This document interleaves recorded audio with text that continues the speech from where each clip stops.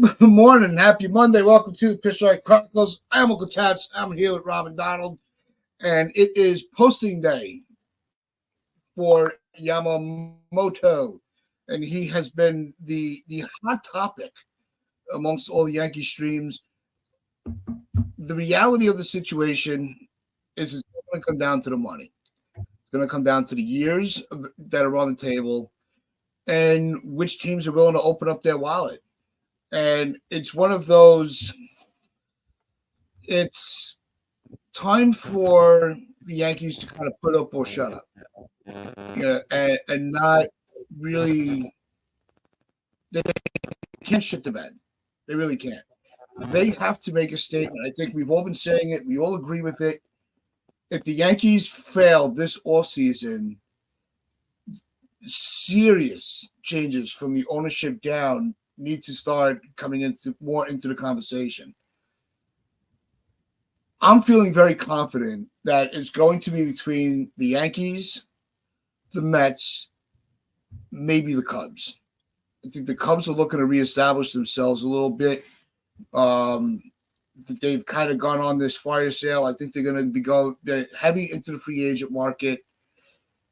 How are you guys feeling about where's your confidence level with Yamamoto as a Yankee? I mean, I want to say it's high, but there's so many teams that want him, like for obvious reasons. Like the Red Sox want him, the Phillies are apparently going to be really aggressive. The Dodgers could always use pitching. So I mean, there's going to be a heavy competition. But if the Yankees are serious about this, like they've been since day one, supposedly, then they should do whatever it takes to go out there and get him. If you got to add that extra year, it might take an extra year, another 20 some odd million that it might take to get him. So you go and do that. But yeah, well, I'm pretty confident that it may not be Yamamoto, but I'm pretty confident the Yankees are going to go heavy this offseason for a big signing. But if this is the guy they want, that's the guy they circled as their can't miss guy, then they got to go and get him. They got to outbid everybody. You're the New York Yankees. You should be able to. So we'll see. I'm pretty confident, but then again, the Yankees have disappointed me so many times in the last 10 plus years. So we'll see if they do it again or if they surprise me. It's time for the Yankees to be the Yankees. It's as simple as that. It's time for them to be what they've always supposed to be. Time for them to put their money where their mouth is. Cashman had a pretty big mouth in that press conference, so back it up. Back it up. If you've got a really freaking great front office that he claims that he has, prove it. Prove it. I haven't seen the proof yet, but prove it. So this is a big day. It's a big day for the Yankees to prove that they are, in fact, what they're supposed to be. And there's every reason why you need to go after Yamamoto. He is the 3-time Japanese Cy Young Award winner, soon to be 3-time MVP. In 23 games and 164 innings, he went 16-6 with a 1.21 ERA, with 169 strikeouts, 0.1 home runs per 9 innings. He doesn't give up home runs. A 198 opponent's batting average, and a WAR of 7.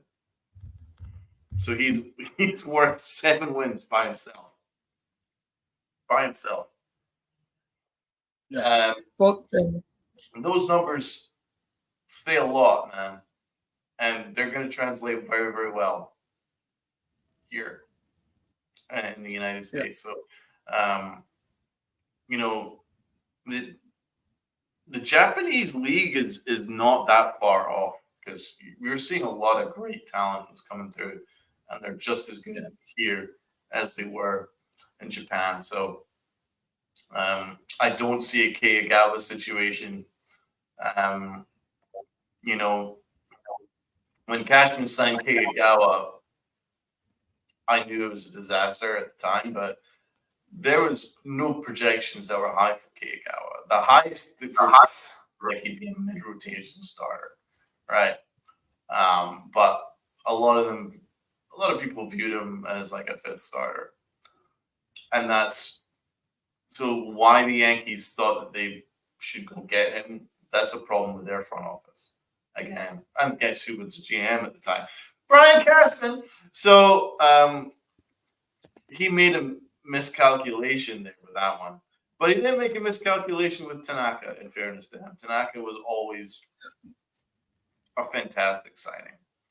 And I think that if he didn't have that arm injury, I think you would see him actually have even better numbers than they actually already were, which were fantastic. So he was fantastic, and I think this guy's going to be just as good. Who do I think is going to be in the race? I'm going to be between the Yankees and the Mets, and it's going to be kind of interesting to see how it's going to pan out. I think the Phillies will be involved to some extent, but they did sign Nola, so I don't know if that takes them out of it. But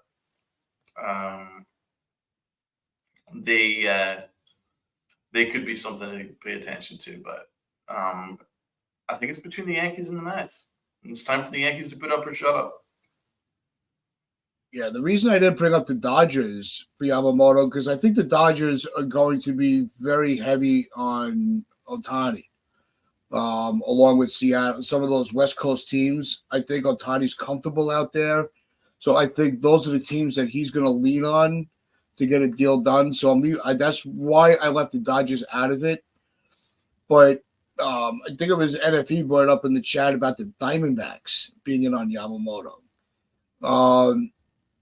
I don't think there's any team, maybe the Pirates, the Royals, like some of those real, the teams that are in a complete tear down and rebuild, the Athletics, wherever they're going to be playing, they're getting ready, ready to relocate. So they might want to go into free agency to make a big splash to, promote themselves, on the move. I doubt they're going to go to the higher end of the market like Yamamoto. As I saw Rob shake his head a little bit, but I think you're not going to see a lot of these low-level teams big on him. I don't see Arizona really opening their pocket to that level. They might go after some. I could see maybe Severino would do well in Arizona. And the Yankees let him walk. That might be a team that's a fit with him. But I still think Yamamoto, at the end of the day, is going to be a battle in New York. It's going to be between Steinbrenner and Cohen. Those are going to be the two big horses that are after him. It all depends on, it might have to take an overspend to some level. Is Steinbrenner willing to try to outspend Cohen when it comes to Yamamoto? I think that's really where it's going to come down to.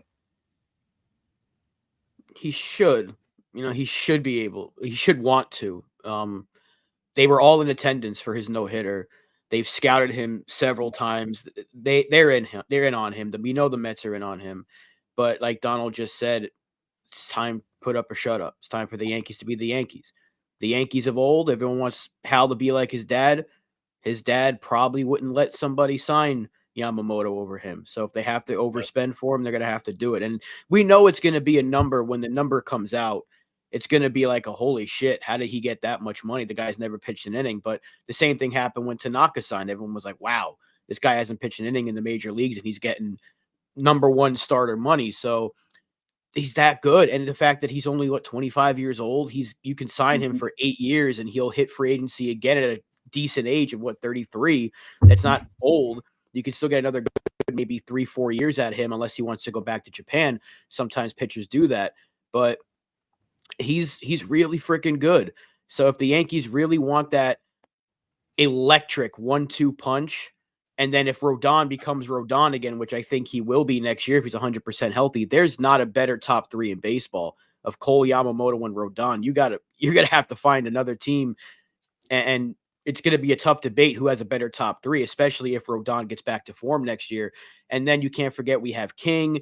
They can always make another trade for another starter if you use Gleyber Torres and you move him for another starting pitcher, or you can stick with Clark Schmidt. Maybe they go with Frankie Montas again, which I don't know if that's going to be the case, but this guy really solidifies your rotation as being already pretty good to really good. Like this would make our rotation elite on paper. And that's exactly what you want, especially if your goal is to get back to October. You want to tell fans you're serious about getting back to the playoffs. You signed the prize pitching free agent.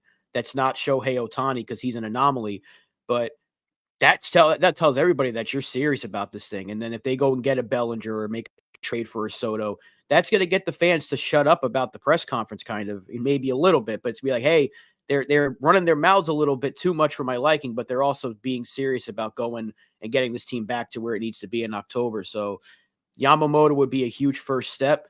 And then if they go after Soto or Bellinger after that, that remains to be seen. But that's the guy they want. That's what we've been hearing the whole time is that they want Yamamoto. They want him bad.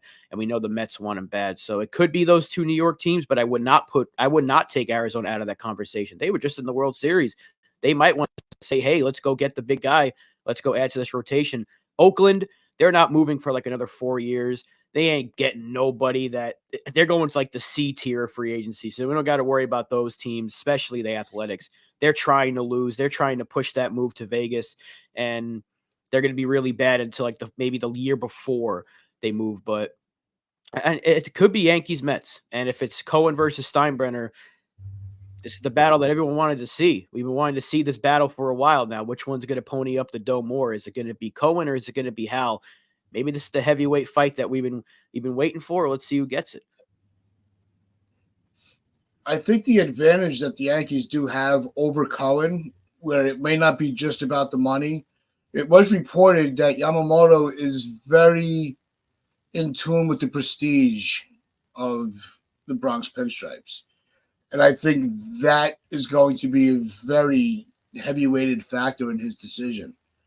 So if Hal doesn't cheap out, that can be the edge. Well, this is the Bronx. This is the Yankees. This isn't, you're playing with Judge. You're playing with, you're going to be pitching alongside, the Cy Young winning Garrett Cole. There's this whole, the aura of the Yankees outside of us as fans. It seems like the aura of the Yankees is still alive outside, in other markets. So that could also be a big factor when it comes to it. But before we get any further into this, if you haven't already, tap that heart in the bottom corner of your screen, hit that like button. Let's share this video out. Let's get some more people into the discussion. And speaking of the discussion, it is time for Donald's roll call. Donald, kick it off. Hey. How are we doing? John Doe, what do you think our chances are if we do not acquire Yamamoto or Soto? I'll ask Rob. I still think we can have a really good offseason if we don't get those two. Like Bellinger's still on the market. He's not a bad bat to add if we don't get Soto. The pitching side of it, that's where it gets interesting because Nola was probably the second best available and he's already re-signed. They'd have to really, that's where they have to really use Gleyber Torres to their advantage and go to Miami and try to get a Braxton Garrett, or maybe you try to bring back a Sonny Gray. I doubt that's ever going to happen, but he'd probably be the next best guy after Nola. Or you just stick with what you have and hope that King really does turn into that really good number 3 and Clark Schmidt can keep getting better and Nestor Cortez is healthy. That's not the worst thing in the world, but it's not Yamamoto, obviously. It's not like you're adding to that rotation that was outside of Garrett Cole. The rotation was pretty bad last year, but you're going to be relying on too much to go right in 2024 outside of Cole, where if you add Yamamoto, now only a couple of things have to go right. Like King has to be really good, and then whoever the number 5 is has to be good. I still think if Soto isn't acquired, the Yankees are going to get Bellinger, and we'll be fine with Bell. I'd be fine with Bellinger. I want Soto as much as everybody else does, but if they don't get him and they go to Bellinger, I'm not going to be like, damn it, I can't stand this GM. Like, that's not a bad pivot at all. So I think the Yankees can still have a really good offseason. That's why I've been saying it constantly. It's the most important one because they have so many different roads they can take, so many different ways they can add to this roster, free agency, trades. They can do it. They have all the assets at their disposal. So even if they don't get Soto and Yamamoto, this can still be a really good offseason. It's just about the Yankees having to get creative. Creative and Brian Cashman don't really go well together. But let's see if they can prove us wrong. Yeah, it's like chalk and cheese. But I agree. The worst thing that you can do is panic if you don't get Yamamoto. That's the worst thing you can do. You could go various different directions. With that money, you could actually just go and get that, go into the closer market in free agency. And we know that you have a Mike King that looks like he's really going to be an excellent starter. You hope that Rodon comes back. He's meant to be the 1B anyway.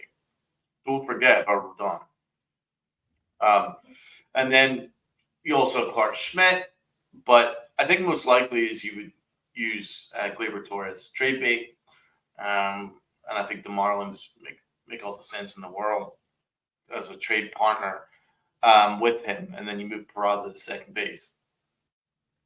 And you could sign a third baseman in free agency. There's various ways to go.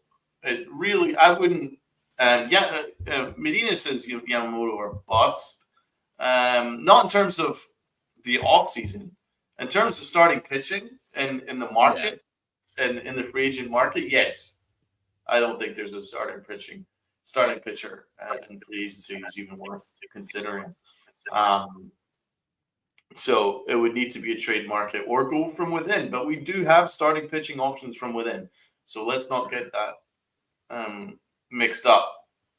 I'm less concerned about our starting pitching, even if we don't get Yamamoto, than I am about the rest of our offense and about our alignment in the infield and our general approach to developing people.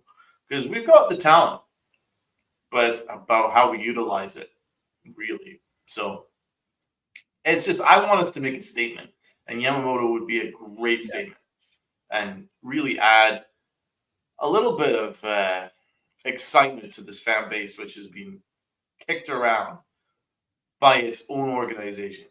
So let's continue on with the roll call. We've got Anthony Garcia. What up? We have Brad. What is up, Brad? Gray is meeting with Atlanta tomorrow, apparently.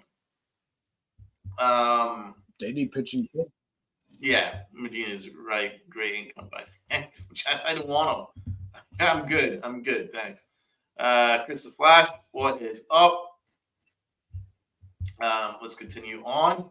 What we got. We have Jared. What's up, Jared? And we got Jonathan. What is up, Jonathan? Yanks must do what it takes to get Yamamoto. Agreed. So let's continue on. We have lots of Medina. We got NFE in the chat. It's been reported that Seattle will not pursue Ohtani. We have Dev Finch. What up, Dev? Thanks for checking in. Hal needs to open up the checkbook. We've got Brad commenting on my Agawa commentary. Agawa spent more time being first base coach than actually pitching. Stevie B. What up, Stevie B? Agawa, the best quadruple A pitcher ever. I would say single A. I don't even think he was good enough to be quadruple A. Like, he was absolutely total lemon out there. Okay, let's continue on. We have we got Sunil. I'm here to count how many times Donald uses the words like malfeasance. Hey, I like my vocabulary. I just hope that I don't use negative vocabulary for Brian Cashman over the next couple of days. I'd like nothing more than some positive things to talk about. We have Norman Soto. Hi, from PR. What up? What up? Thank you for checking in. And that is us. So let's rock and roll. Let's continue, and let's see what happens on. Sunil's continuing on here. Over under, and how many times Donald will use the word malfeasance today? I haven't used it in a while. It's been a while. I have now. But it just shows that they're paying attention. I like that. All right. Brad says if the White Sox get 6 players for Bummer, we'll get 10 plus for Cease. I'm not sure about Cease. I know he was a guy that I was looking at the trade deadline last year. He did not pick it up in the second half for me to feel confident. It's not. I wanted his confidence to go up a little bit and show that on the mound. I didn't see it. I didn't see that he's a guy that's ready to kind of reinvent himself. So Cease, I'm backing off on. If he became a serious option, I would be very hesitant. Bummer, yeah, I think that's a player. Who's the other one? The reliever, Crochet. He's a guy, that I would look at, with the trade market. It also depends on who we trade for. As far as with the the statement with Yamamoto or bust, and I know Medina, elaborate a little bit on the pitching end. Overall, I think it's got to be Soto or bust on the trade part, because he just fits. He solves so many problems at once. The lefty bat, the protection for Judge, the on base percentage, the defense. It all fit. The marketing, it's all right there in the palm of their hands. And it's only going to cost players, not really so much the money, because the money he's going to get regardless. And I still think that if they have any intentions of the free agent market with him, because regardless if they trade for him this year, he's going into free agency. When you have an agent like Scott Boras, it's bound to happen. It's inevitable. If you give him a taste of the Bronx first, let him taste that first. This way he knows what he's going to be signing for. I think that's why Soto is he's the priority. Yamamoto, it's going to be a bidding war.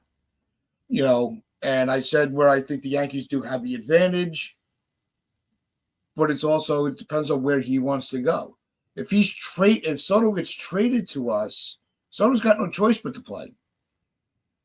And so it's not like he could veto the trade. He doesn't have a no trade clause. So I think that's why Soto would have to be shifted as a priority. But we'll see what happens. By the end of the day, when Yamamoto gets posted, I believe it's 45 days grace period. And so it's not like he's posted today and he's signed tomorrow. So let's try to remember that part of it. Right? Because everybody's getting all excited. I'm excited. That's a good point. Today starts the race for him. That's all it is. And is it's it a open long or closed ballot? Huh? Is there like a bidding process?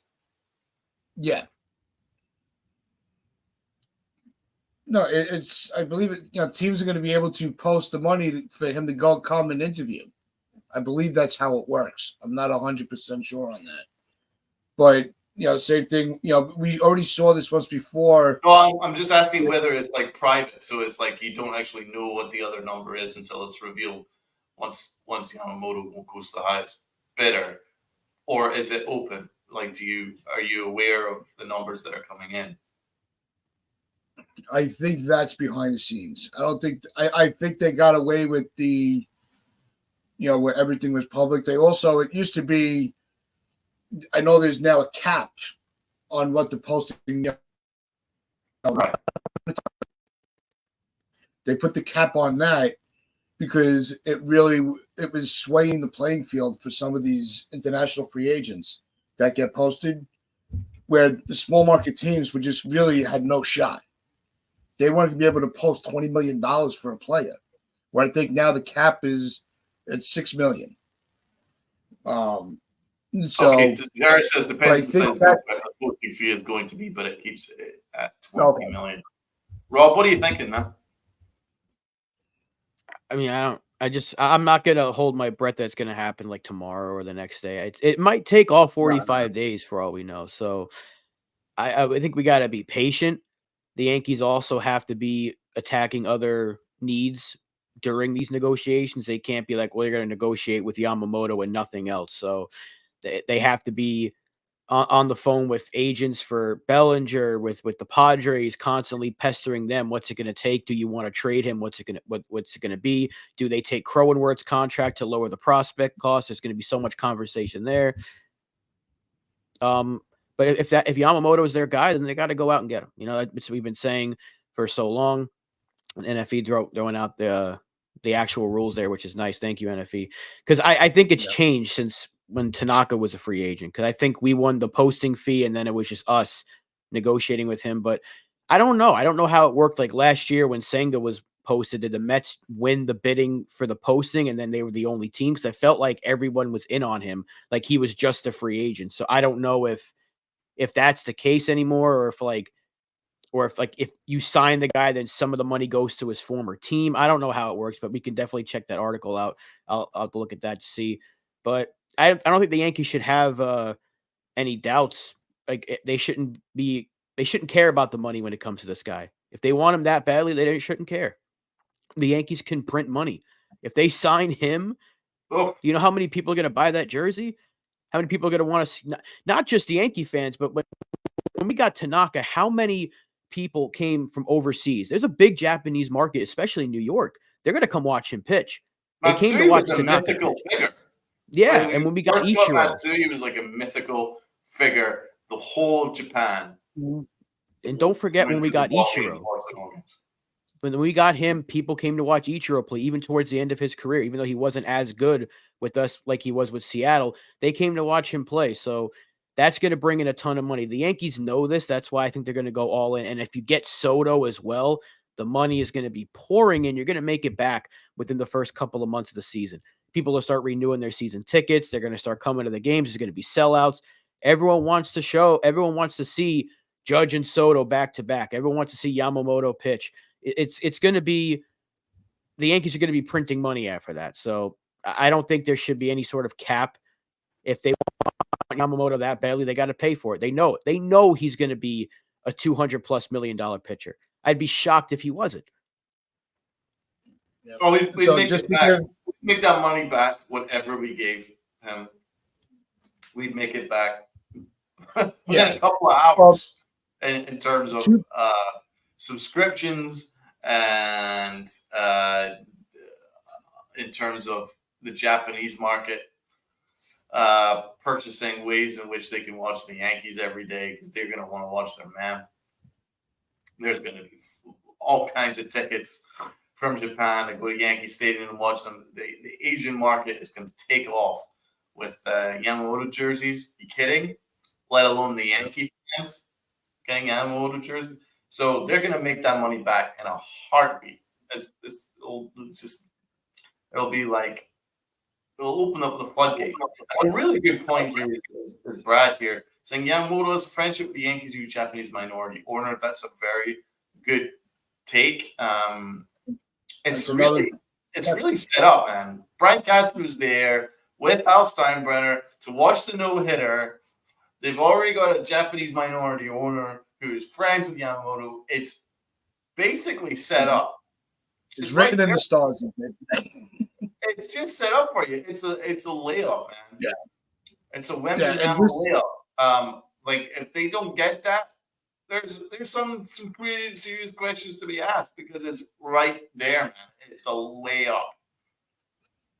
And Go just to get get 'em. some context, what if anybody's unaware, I opened up the link that NFE put in the chat. I really suggest you all guys all look at it. But with the 45 days, in case anybody's not sure, if they're not signed to a contract when that after that 45th day, he goes back to the Japanese league, and then they have to wait another year for him to be available again. And it's 20% of the contract. The total value of the contract is what the posting fee would be. So it's not like you just throw you put the posting fee up, which I thought it was the other way around. I thought you had to put up the posting fee to negotiate. It's the other way around. So definitely click on that link. It's very informative. Depending on the years per on the contract, the fee does vary. So the more you're spending, it does alter the percentage. So if it's like 50 million a year, 25 million of that is on the 20%. And then the other 25, it says, goes to 17.5%. So there's a lot of math involved in that. But definitely check it out. Very informative. Thanks, NFE, for that. Yeah, thank you, man. But yeah, I thought you had a poster to interview. It's actually the other way around. Yeah, it's changed. I think it used to be that way. Like that's why I was a little confused because I think with Tanaka, like you had to put a posting fee and then you got to negotiate. But I remember last year it was like when Senga got posted, it was just an immediate bidding war for him. No one had to worry about the posting fee. So I know it's changed over the years, and I'm actually glad it did because the team in Japan doesn't have to let him go. Like they can just be like, no, and you're gonna stay with us again. So that's why they get a percentage because like, hey, we're allowing you to sign our guy. Like he's still with their team. I forgot what team he played for in Japan, but he's still theirs technically. They're just allowing him to go play in the major leagues. And that's why they're going to get a percentage. That's why Japanese teams let these guys go so often. Like they're great. Like they're always really, really good, but they're like, hey, we're going to make a lot of money. So when Murakami gets posted, I think next year or the year after, that they're going to let him go too, and they're going to make a lot of money for him. So yeah, that's why you see a lot more players coming over to the major leagues, and Japanese teams are more in favor of letting that happen because they're going to make money for their guy as well. So I love it. I love seeing good players come to the major leagues and a lot of the times they're successful. You know, it's not like back in the day there was that big question mark of, oh, can he handle the majors? Now it's like Donald mentioned it way early in the show. There's not that much of a gap. It really isn't. And that's a good thing. So I think Yamamoto would come here and be really good. No matter where he's pitching, I think he's going to be really good. And I'm excited to see where he goes. Hopefully he's with us, but he's going to be a damn good pitcher. Does that change? Because you want to keep your funds for your international agents. Does that cause the Yankees to pass on some of the local free agents that might have that draft pick or the international money attached to it if they sign them? Do you think that's going to become how much is that a factor to you guys? Yeah, I think in baseball we don't really value the draft picks like we usually, like in other sports. I know the draft picks are important to rebuild your farm, but is it that vital to hold on to a draft pick rather than sign a player or the international money? Like, which do you value more when you're signing a guy that already has, like, I think with the qualifying offer, you lose a pick. The only guy that really would affect that is Bellinger, I think. It's like the only one the Yankees are actually interested in. So if they can't get Soto, they better be willing to give up a pick for Bellinger. That's what I've been saying this whole time. Like they can't be like it's Soto or nothing and then just roll back the same offense we saw last year. Like they have to get Bellinger if they don't get Soto. So I don't think a draft pick should hold them up if that's the guy they want. And I think international money is a lot more important now because you're seeing so many players come from the Dominican Republic and Cuba and Puerto Rico and a lot of places that you're getting signed at like 15, 16 years old. And then you're just like, wait till this guy. Like, remember when we got Dominguez and they were calling him the next Mickey Mantle and he was like 16 years old. And now he's 20, 21, and we're seeing him already with the slice of success. And now we can't wait for him to be healthy so we can see more of him. So the hype is real with the international market. And I think it's a good thing. You know, the draft is still very important, but the draft is still 30 something rounds, whatever the hell it is. It's like, you don't know when you're going to see these guys. So I think both are very important, but if it's one draft pick that you have to give up to get Bellinger, then do it.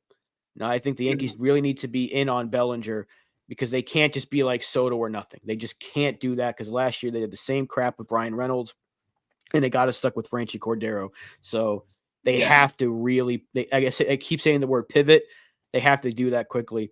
If they find out Soto is going to be hard to get and the Padres are like, we don't know yet, then say screw it and move on and wait till the deadline if that's the case. But they have to add to this lineup. No, I think it's more important. It's going to be foolish to put all your eggs in one basket again. They can't do it. Brian Cashman is trying to make up with Joel Wolf, Yamamoto's agent.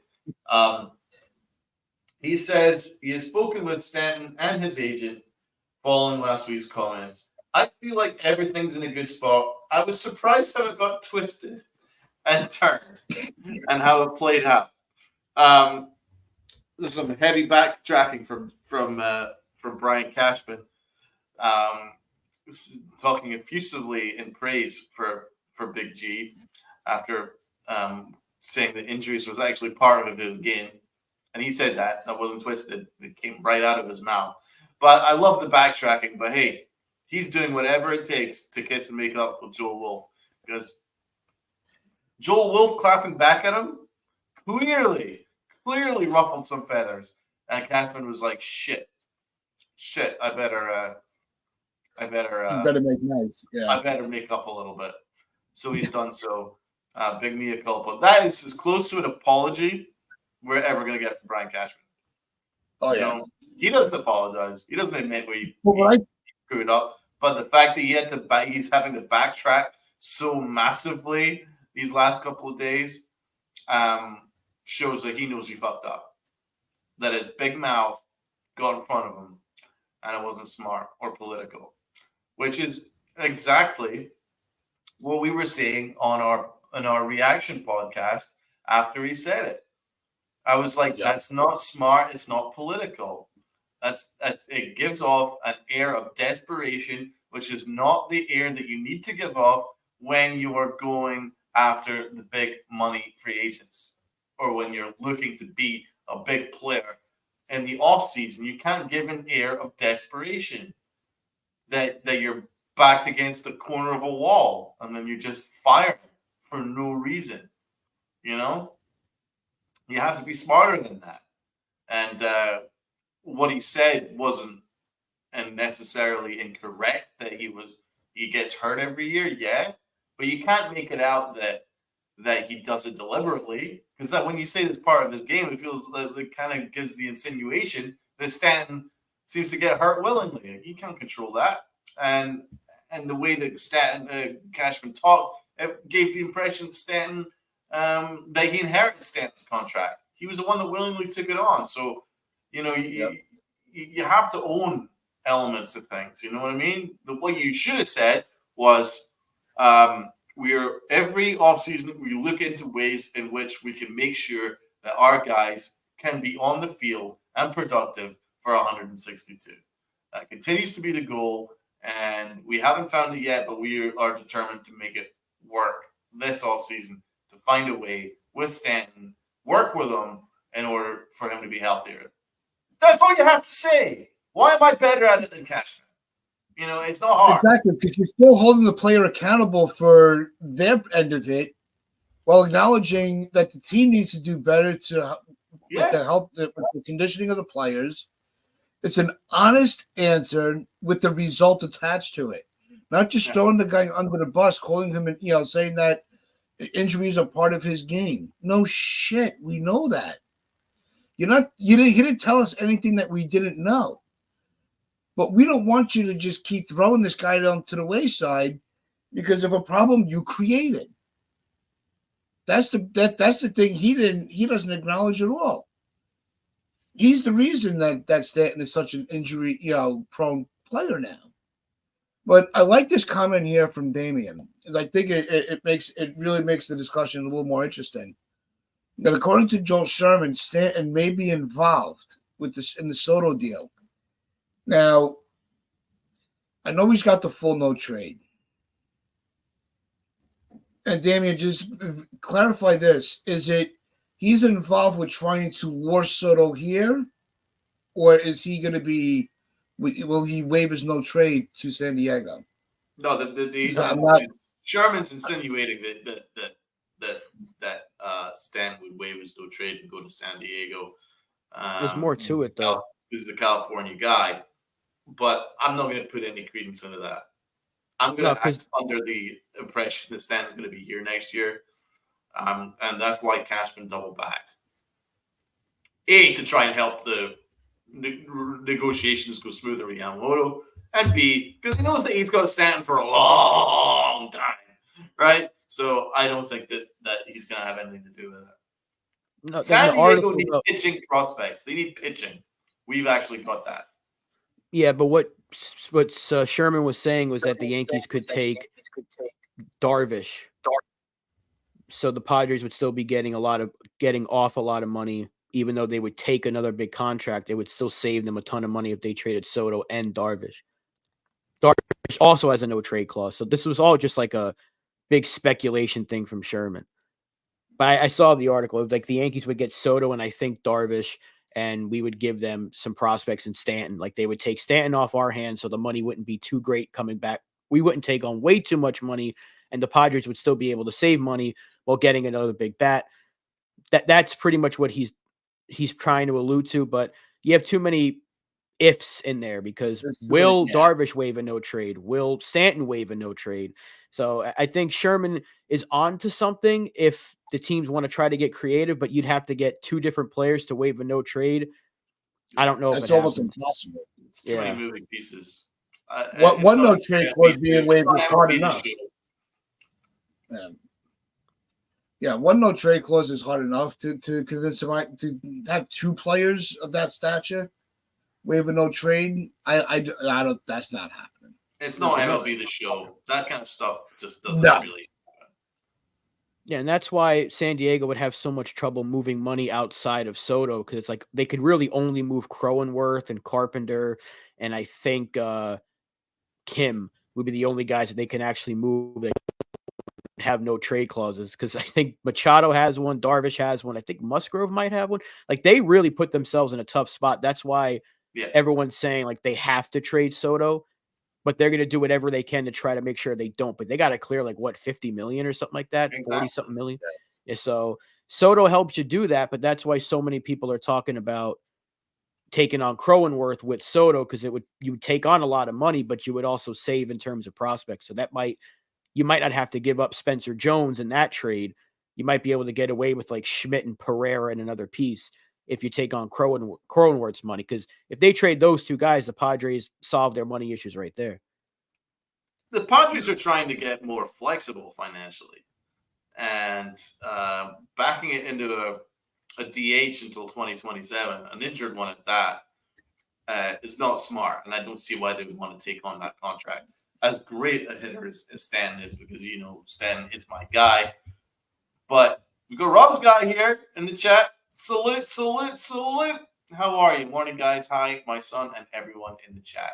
Thanks so much for joining. And so, Uncle T, our subtopic of today. Yes. There was an interesting debate on the upper deck yesterday with Chris and Lynn as they were going through some of the free agents. On the pitching side, they put a really good show together. Go check that out. But there was a really healthy debate. Got a little heated, but it was actually a really good back and forth. The whole mantra of they can't handle New York. and it came up with the free agency of Sonny Gray. Would you bring, and it made me start to think, would Sonny Gray be a good fit at the back of the rotation if we need to trade King, Schmidt, or both for Soto and maybe another player or like a closer? Would Sonny Gray be a guy that we can entertain bringing back? Is it more that he couldn't handle New York, or was it the pitching staff mishandled his arsenal and forced him to be a pitcher that he wasn't? With Matt Blake now, not Rothschild, would you bring Sonny back? I'll jump in on that first. The Yankees have already tried to do something similar, and older fans will recognize this one. Javier Vazquez. Remember when Brian Cashman had the great idea to bring him back, and you actually saw better Vazquez in the first half of the year until he imploded in the second half of the year. The thing is, whoever's fault it is, whether it's Sonny Gray not having the mentality for New York, or the fact, and that is a fact, that the Yankees screwed him up. It's possible the two things can be true at once. It doesn't have to be one or the other. Two things can be true. And I don't think Sonny Gray was cut out for New York. I think he's more of a small market guy. I think he's more of a small market pitcher, and that's fine. And I also think he's an excellent pitcher, and the Yankees screwed him up because the Yankees have to be the Yankees. And I don't see how that would change anyway because Brian Cashman is still the GM. If there was a different GM, I wouldn't be more open to it because it would be a different situation. But it's still Brian Cashman. He's still hard-headed, and he would never admit that he screwed up Sonny Gray. He traded Sonny Gray for pennies on the dollar, right? So he's not gonna then do a mea culpa and then bring him back in free agency and make that out like that's a big move. It would play terribly with the fan base. And I just think the two things are true. I think that Sonny Gray wasn't really cut out here, and I think the Yankees screwed him up and did a terrible, terrible job with him. But it's still the same Yankee front office. It's still going to be the same Yankee analytics staff. So, yeah, Matt Blake might work on some things. But Matt Blake he's kind of got a 50-50 track record. You know, he's helped a lot of bullpen guys. He's helped a lot of bullpen arms, and he's done a lot of good things there. But there's some guys that and the best example is Montgomery, where he has not utilized their best assets, and they've gone on to pitch better after leaving. So I don't think that it's going to make any difference. I would not even consider it for a minute. And it's not a disrespect to Sonny Gray. And I think Sonny Gray would agree with me. I just don't think it worked out for him in New York. And I think he's better off elsewhere. And the Yankees are better off with a clean slate. Very rarely do returns or come back to be better than the original version. Very rarely does that happen and work. It's not really a thing unless they've been established as Yankees for a long, long time and they come back later, like an Andy Pettit.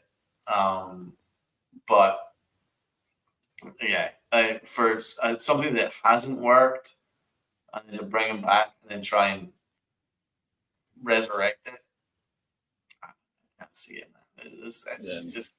It would give off an air of desperation, and it played poorly with the fan base.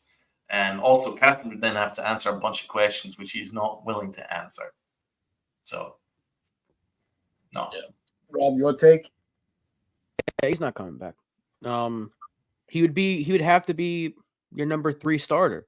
He's not a back end of the rotation guy. He was just in contention for the Cy Young. So he'd want to go somewhere where he can be a number 2, number 1 starter somewhere number 3 at worst. He's not going to be like, oh, I'll sign, a 2-year deal. He wants big money now. So he's established himself after leaving the Yankees. Donald mentioned we traded him for pennies on the dollar. The guy we traded him right to Seattle immediately afterwards because we didn't want to put him on the 40-man. We traded him for Shed Long, who we then traded to Seattle. So they didn't even want a guy that was on the 40-man. So it made no. I don't get the whole thing. I still don't understand that trade. But the Yankees did not do any favors to themselves or to Sonny Gray because they gave up a lot. None of those guys turned out to be anything special in the major leagues, thankfully, but they gave up a lot to get him. They tried again to throw a pitch that he wasn't very good at throwing, and he was decent for half a season in 2017, and they screwed him up. And they had to let him go after that. And somehow Brian Cashman took credit for that, even though he was much better after leaving the team. So they did the same thing with Joey Gallo. Joey Gallo, I've said it several times, he should have been the perfect Yankee. Everything the Yankees want, Joey Gallo does. Hit home runs, get on base, and you strike out a lot. They don't care about the average. He played good defense. He runs pretty well. And they somehow made him worse. And he hasn't really been able to get back to what he was in Texas, but the Yankees have made a couple of players worse. And I don't know how you are able to do that. And is there a factor if they can't handle New York? Is it the city? Is it the fans putting too much pressure? Is it the media? I don't know, because we've seen players come over here and be successful and be really. Giancarlo Stanton had a great first year with the Yankees, and he's handled New York better than a lot of players have. Nick Swisher embraced New York the second he got here, and he was loved for it. So maybe some players, that's why we always say with the Yankees bring Zach Greinke, and he's always said like he has like anxiety issues and he would never be able to handle it. So you wonder if that's a factor. I don't think it's as big of a factor as people might say it is, but for some players, they might just not be able to do it. And Sonny Gray was able to handle it for half a season because he was pitching pretty well. And then 2018, they're like, hey, throw his cutter. And he's, I don't know, it's not really a good pitch of mine. No, throw the cutter. Because CC does it. Pettit did it. You should do it too. And that's what their issue was. Everyone had to throw a cutter. And I was just like, how did Rothschild survive the coaching change after 2017? How is he the one that stayed? That was my biggest question. I was like, why the hell are they keeping him around? Because they did the same thing with Paxton. And remember when Paxton was struggling, then they're like, hey, just throw your fastball again. And then Paxton was good. It's like, Jesus Christ, you don't need analytics to tell you what a guy is good at and what he isn't good at. That was their issue with Sonny Gray. He went back with his old pitching coach in Cincinnati, and he was lights out. Remember AJ Burnett? He had a terrible second year. They traded him to Pittsburgh, and he was lights out. So some players just find success after the fact. And, Burnett was good for 1 year, decent at least, helped us win a World Series, had a terrible year, got let go, and he was better again. Sonny Gray, decent in 2017, bad in 2018, leaves and becomes really good. Some players just, you can't screw with what a player has already had success with. That's why I don't like when they do that. Hey, you were really good doing this with your other team. However, we want you to do this with us. And guess what? The player just deteriorates. So you look at when Aaron Hicks left, Baltimore said, go back to 2018 swing, to your 2018 swing. Hey, he was really good. And then when we got rid of Montgomery, it's like, hey, throw the fastball more. And he went from a good pitcher to a really good pitcher. So Yankees got to stop messing with things that don't need to be messed with. If it ain't broke, don't fix it. But the Yankee way is, if it ain't broke, let's break it. And that's what they do. So I hope they stop that. I really do. Yeah, and that's why I thought it was interesting. Well, that's why I thought it was an interesting discussion to bring up for a little bit. Is because it's a different pitching coach, because that was Rothschild. I think it was more Rothschild with the cutter. You saw the success with it and thought that everybody should be throwing it. The other thing is Gray is able to get himself back to being successful, and he's more mature. So with that change his mental state with the second stint with the Yankees. That was another question I put in my head. And also, I call it the Eovaldi effect. When Eovaldi was a free agent after Miami, right? And it's two different situations because of the injury to Eovaldi. We get it. But Eovaldi was able to really dominate again in a division that's always deemed a tough division when he went to Boston, where the Yankees could have had him. But we were like, not, we've been there, done that. We passed on him, and he's been killing us ever since. So, is it one of those factors where sometimes, not every second time around is going to be as bad as the first? Some players just don't need to see back in the Yankee uniform. I don't think Sonny Gray would be a bad signing, but as Donald mentioned before, it's the same staff that screwed him up in the first place, with the exception of Rothschild. So, I mean, I don't know why he would want to come back here. He's been like, I've been really good outside of New York. Teams are going to recognize that. He could go back to Minnesota.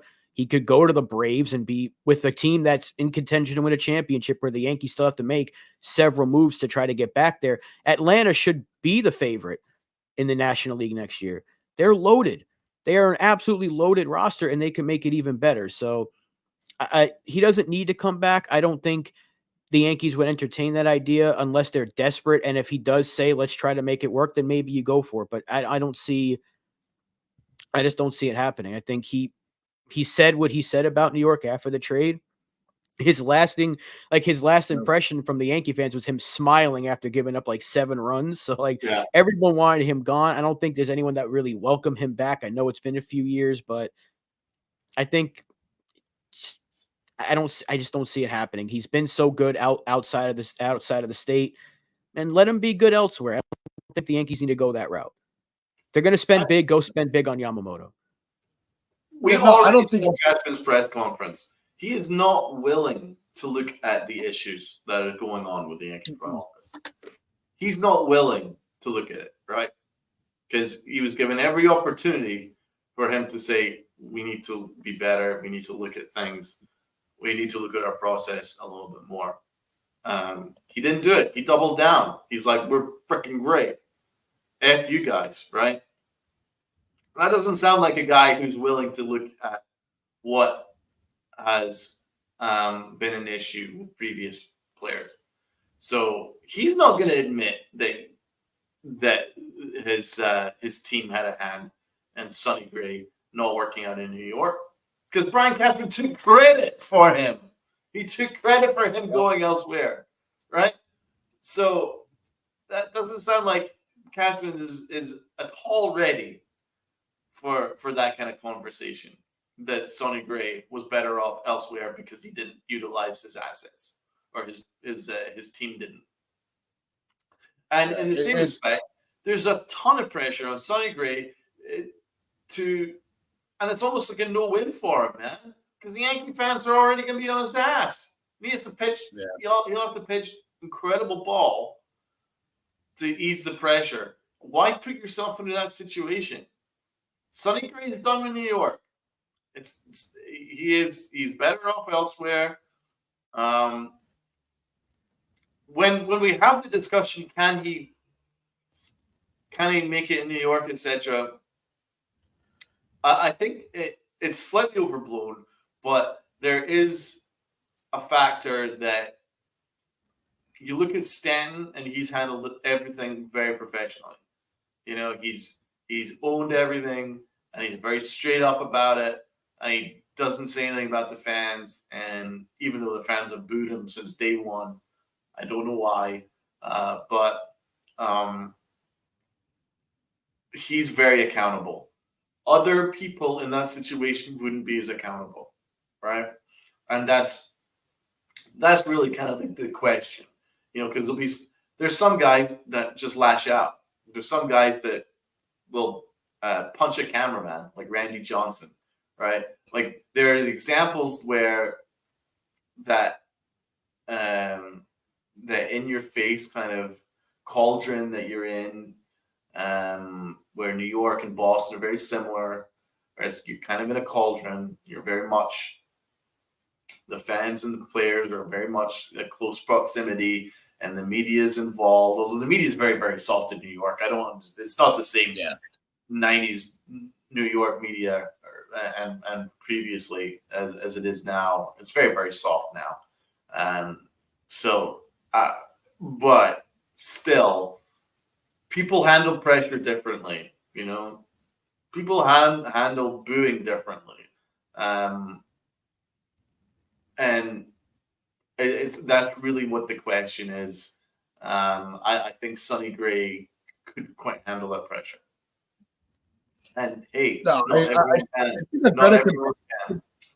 You know, look at Joey Gallo. He couldn't handle it. If you really did the investigation with him properly, even though Cashman says that he asked Odor, I'm not interested in what Odor's opinion of Joey Gallo was. Yeah. It's very clear that Joey Gallo is is more comfortable in a small market for various reasons. I'm not going to go into them out of respect for him, but again, if you did your homework, you would know you wouldn't have been cut out for New York. So, yeah, I just don't think that Sonny Gray was comfortable with that kind of cauldron atmosphere. He's better in a small market, and that's fine, man. There's a lot of people that are like West Coast people that struggle in the East Coast, and vice versa. You know, there's different parts of the states which are just completely different from New York. New York is very different than the rest of the United States in many, many, many, many, many ways. You know, and I love it, right? And some people struggle with it. So, yeah, and it's not just it's not just the atmosphere of the media. You know, it's also the atmosphere, like Rob pointed out, with the fans. You know, where we are really hard on the players.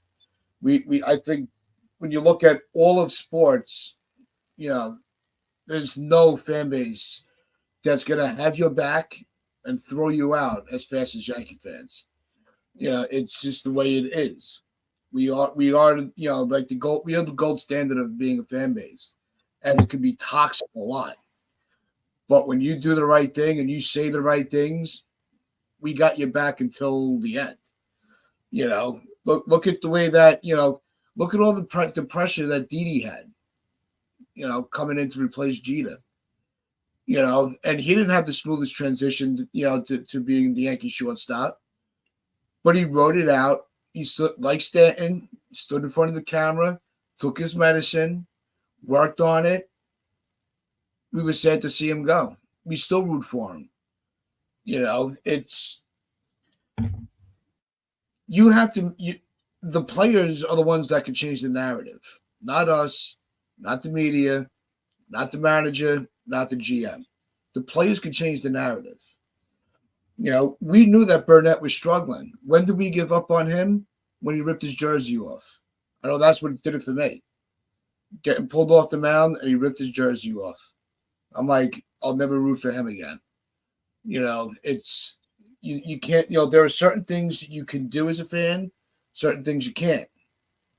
Gallo couldn't handle it. Gallo is just, he had so much potential here and just couldn't fulfill it. Stanton, same thing, but at least he mans up. And that's why the fans aren't completely running him out of town yet. Because at least we could, you know, at least there's somebody we know is going to agree with us. When the guy goes, yeah, I would boo me too, because I suck. You know, when was the last time you heard a player say that? You know, so it's definitely the can't handle New York or can't handle the weight of the pinstripes. You know, how it's a heavy uniform. It's true. But you don't know the character until they're here. So that's the other factor to it. But I just thought it was interesting because they really got into it. Some people saw that, you know, where bringing players back that got booed out could be, you know, is not the end of the world. Some disagree with it. Some agreed. But, you know, the agree to disagree, until they're here, you don't know what their mentality is going to be.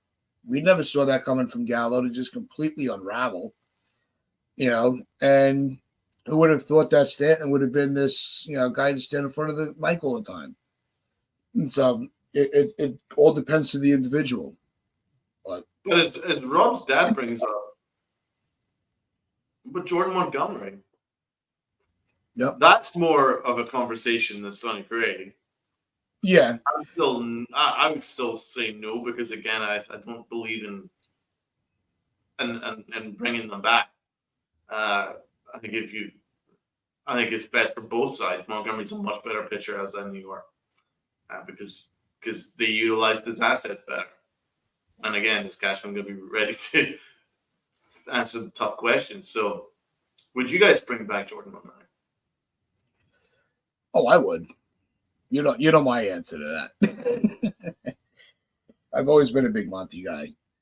I just don't see it happening. I think if there ever was going to be a reunion this offseason, Montgomery would be the guy that I say would be the most likely, but I just realistically I don't see it happening. Yeah, he's probably going back to St. Louis, or he might stay with Texas or Boston. I know I his can see Boston, family's though. in Texas. I know his wife's residence is in Texas, so I think that's where he's staying. Texas makes all the world sense in the world. Yeah. He's been so good there, and they have helped turn him into one of the best pitchers in the American League. I think it makes all the sense in the world. He was a solid pitcher for the Yankees, and he became a very good pitcher elsewhere. And my not taking him back has nothing to do with his ability. I've been very clear about the fact that the Yankees didn't utilize him the best. But we do know one thing: Montgomery will handle New York. He had no problem with it. He had no issue in New York, so he'd have no issue with it at all. He'd be fine. Yeah. He was very, very solid, very, very good. It's just I know this front office, and I know that Cashman doesn't want to admit that their process isn't fantastic. So again, it just feels like you're kind of beating your head against a brick wall a little bit. So I think again, it's a situation was better just to be having a clean slate, clean start, look elsewhere. But yeah, it's going to be a long off season. We're going to see what's going to happen. But maybe Wednesday when we come back, we'll be talking about the postings for Yamamoto. That's very, very possible. Some people think it's going to be quick because he wants to get this. They don't want to have anything linger. You don't want negotiations going too deep because then you run into the risk of the 45-day, where now you're just throwing stupid money away for no reason. So, we're going to see what's going to happen. We're going to keep up. We're going to try to stay on top of it as best we can. But it's going to wrap things up for us. If you haven't already, hit that like button, hit that sub button, share this out with your friends, family, the stranger on the corner. And as I always say, wear those pinstripes of pride and play hard.